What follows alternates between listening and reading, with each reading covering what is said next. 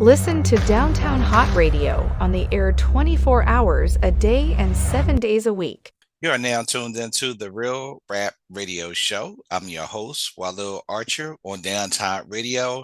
I'm my special guest with me. I have Julie Adcock. How are you today? I'm fine. How are you? Good. Thank you for joining me today. I'm glad to be here. Thank you for having me. Awesome. So we're going to talk about your book today, Unbreakable Confidence. Yes. So let the listeners know about your book.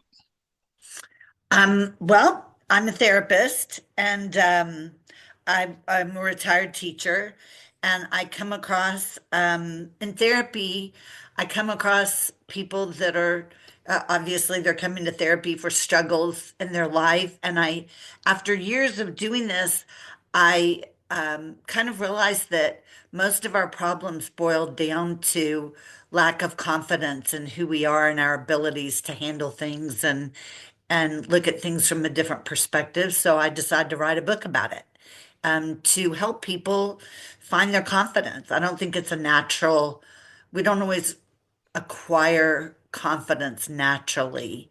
So it's a book full of therapy tools and Christian insights, to help someone on their journey to find confidence and to live their best life. I love that title. How did you come up with that title?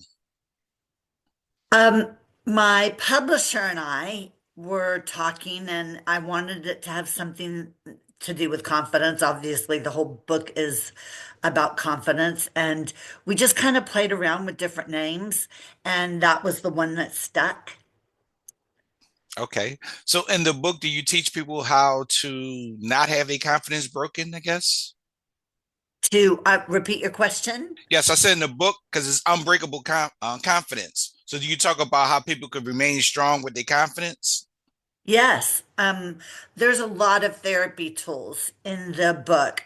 The first chapter is about just how important confidence is. Many of the chapters are about setting boundaries with others, relying on your network and networking with strong people who can build you up. Uh, there's one important, I think my favorite chapter is the chapter called There's Nothing Wrong with You. I think we live in a world where we compare ourselves to others and that we think I'm different, there's something not right. And that chapter is on there's nothing wrong with you. You're perfect the way you are. You just have to capitalize on your unique qualities. Now, do you find with social media being so dominant that it affects people's confidence because they looking at everyone else's life on social media and maybe comparing their life to social media, and then that does a number on their confidence? I do. I think social media is huge, for help for damaging our confidence, because we have influencers who are physically beautiful and they post things that are gorgeous and perfect, and we forget that the things that are being posted are the highlight reels. And there may have been many, many, many takes before we post things. It's not it's not perfect. Nobody's life is perfect. And we compare ourselves to what we see, and we want to meet those standards of beauty and success that we see on TikTok and Facebook and Instagram. So it's hard. It's and comparison. I love the quote, comparison is the thief of joy. We're constantly comparing. What advice would you give to someone that has low confidence to build their confidence?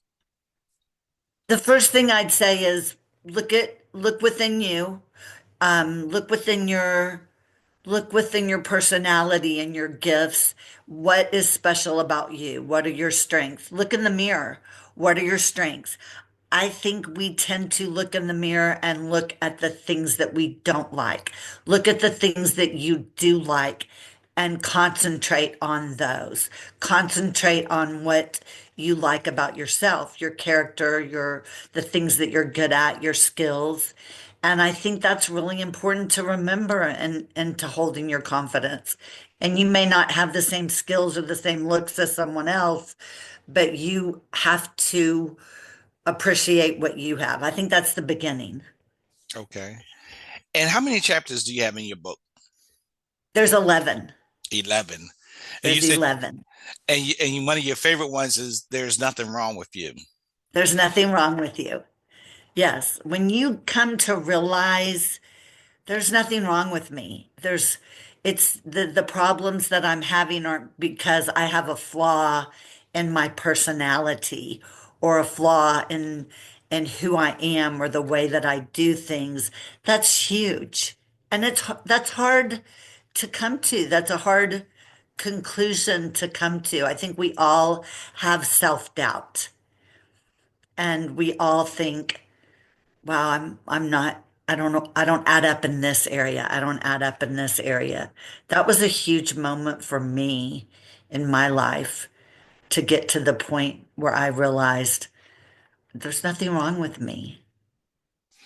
And how long did it take you to write the book? It took me probably eight, maybe 6, 7, 8 months, Okay. six, around there.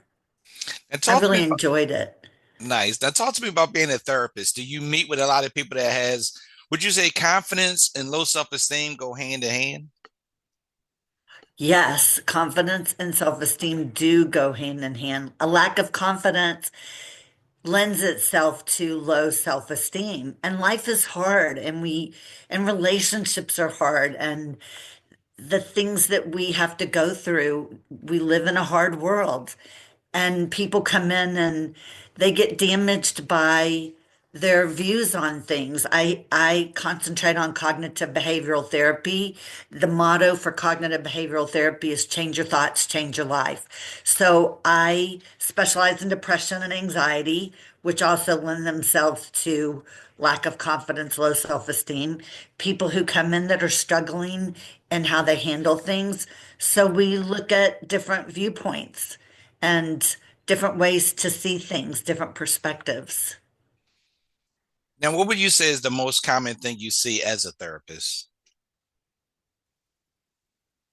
I'd say relationship issues are probably the most common thing. And that may not be so much with spouse, it could be with family, it could be, and that goes along with job, relationships and jobs, and people come in struggling. And that lends itself to communication and boundaries, setting boundaries with people, communicating the right way. I think a lot of the time when we're communicating and there's anger and bitterness, we put people on the defensive. And if I'm talking to you and I'm constantly attacking you, your reaction to me is going to be to defend yourself and then to attack back. And so it's about communicating where the other person is listening and listening to the other person as well and understanding how other people feel so that they understand how you feel. I think that's the biggest thing is it's all about relationships. So true. Now, talk to me more about setting boundaries. Setting boundaries is hard because you are going to get kickback. People, especially if you're in a relationship where you don't have boundaries. So beginning to set boundaries in a relationship with her husband, none, is difficult, but also putting boundaries out there it can be awkward to set boundaries with people because we want what we want. And if I'm approaching you in a way that makes you uncomfortable, I may not realize I'm making you uncomfortable. So telling me that you're not okay with something and that you're not going to do something that I necessarily want you to do can be awkward. So it's the way you approach people and the tone and the words that you use. Words matter.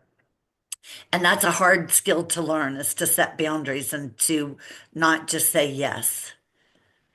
And what other chapters do you have in the book? I have a chapter on letting go of regret. I have a chapter on dealing with fear.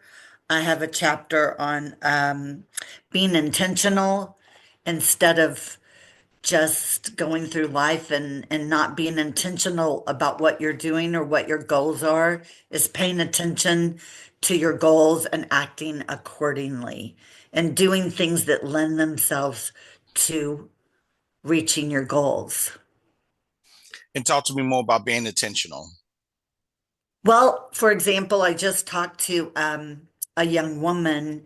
This was not in a therapy session, but I was at the dentist actually, and the girl who was cleaning my teeth was talking to me about being in a relationship with someone, and she's ready to get married.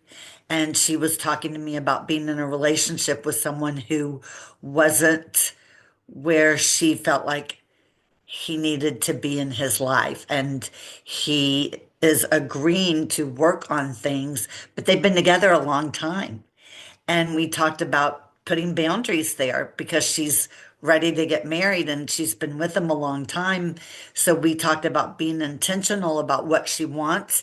And if you're dating someone that is not, they don't have their life together or their goals don't align with yours, you have to be intentional about the relationship that you're in or getting a job. If you want a job and it requires a degree, then being intentional about going to school and getting enrolled. Or if you're in a job and you want a different job, is being intentional and not just staying in a position that you're not happy in. Being intentional by looking and gaining skills to get the job that you do want. I It's understand. about aligning your actions with your goals instead of just settling for status quo. Now, when we talk about confidence, sometimes it can be a fine line between confidence and, as they say, arrogance. Is that correct? Because That is true. how do you balance the two when you may want to talk about your accolades because you're proud of them and you're confident, but then again, some people may call you cocky or other sorts of names. How do you balance the two? That's funny that you say that. There is a fine line there.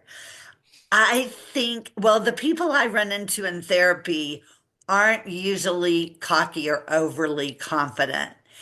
And I think the key to not crossing that line is to be aware of your audience and how they're receiving you. And are you trying to convince people that you're awesome and you're pressing too hard? If that's the case, back off a little bit. I think kindness and humility, they show confidence. If you have to explain to people how incredible you are over and over and over, that may be when you're crossing the line. That's a hard thing to monitor, especially in ourselves, because we may not realize what we're doing. But being overconfident is offensive to people, and you'll repel people by being overly confident. So you kind of have to monitor your audience, I think.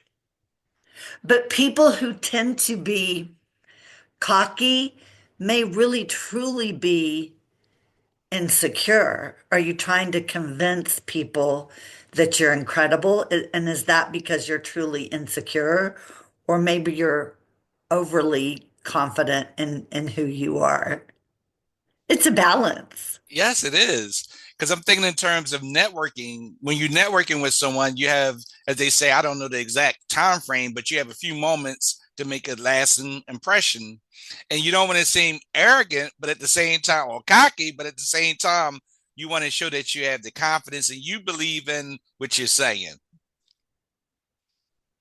That I think comes across in tone as well, and eye contact and communication, but listening to the people that you are speaking to and being aware of what they're looking for and just not overdoing it. It's kind of like overcooking something. You, there's a fine line between cooking something to the right amount and then letting it burn, and you just kind of have to watch. Understand, understand, It's a understand. constant battle for many of us. For people who are confident, I'd say monitor and be careful. Now, what is the biggest takeaway you want people to take away from reading your book? Confidence can be developed. It's not something that's out of reach. I think it's very important to develop. I'm a Christian. Someone who is not a Christian but is interested in Christianity might get a lot out of this book. And for me, it's about my relationship with Jesus and and trusting in him and having faith in him and keeping that relationship alive. Relationships are work. And so it's not just about believing, it's about working on that relationship with him and letting it be a part of my life. And you can develop confidence, and having a relationship with Jesus will also help. Okay, because I was going to ask you, what are some of the steps people can take to develop confidence? Well, read my book. That's Definitely read the that's a book. good first step. Um, read my book, learn about boundaries, learn about appreciating yourself. If you're interested in a relationship with God and you don't know how to do that, speak to someone who does have a relationship with God. It's not difficult. It's a little overwhelming, but someone who has a strong relationship with God can help you develop a relationship with God. Just start. Start from where you are, and it's just about taking that first step. And that's very overwhelming and scary to people. Take the step. And that is a networking thing, is talk to people who have confidence, talk to people who have a relationship with Christ, learn how to be confident and be determined to learn how to be confident. Make the decision, I'm going to do this. I'm not going to live this way anymore. I'm not going to be stepped on. I'm not going to feel bad about myself. I'm I'm going to get the job I want. I'm going to have the relationship I want. I'm going to make goals. I'm going to act to achieve those goals. It takes action. Okay. And one thing I'm thinking is dressing could definitely help your confidence. Yes, dress correctly, I guess, for your body type. That's hard too, I guess, is if, especially for the people who think that they dress correctly. I guess you can study, look at pictures and get advice from people who are going to be honest and not afraid to offend you, but dress right for your body type. So true. And let's That talk makes a about your difference. workbook that you're working on. There's a lot of activities in my book that require journaling and taking notes. And I decided uh, the book mentions getting a notebook and a three-ring notebook and or a spiral and just doing the activities in a spiral. But I decided to develop the workbook. It's a companion to the book that allows someone to buy the workbook and do the activities in the workbook. So the questions in the activities are listed in the workbook, and then there's lines to record and journal if you want. If you want, I mean, it can be a thing where you don't want to buy the workbook and you just want to work on notebook paper and a spiral, and that's okay too. Nice. And let everyone know where they can purchase your book from. Amazon, it's on Amazon and it's on Barnes and Noble. If Awesome. you just go to everybody, I think everybody uses Amazon. I use Amazon for probably too much stuff. But it's so convenient to go to Amazon instead of, if I'm looking for something, you go to the store and they don't have it. I can get on Amazon and order it. Get on Amazon. Amazon it is. And, Amazon. and as we close out, any final thoughts or closing remarks? I'm thrilled to have been on your show. I appreciate all the questions and the information, and you're so friendly. You have a nice smile. You're easy to talk to. I appreciate you having me. Thank you so much. I truly appreciate that. Thank you, Mr. Archer. My pleasure. So that's my time today on the Real Rap Radio Show. And I'll see you guys next time on the Real Rap Radio Show with Walil Archer on Downtown Radio. Peace and blessings, everyone. Listen to Downtown Hot Radio on the air 24 hours a day and 7 days a week. Tune in by downloading the Downtown Hot Radio's mobile app. Listen on our website, www.downtownhotradio.com.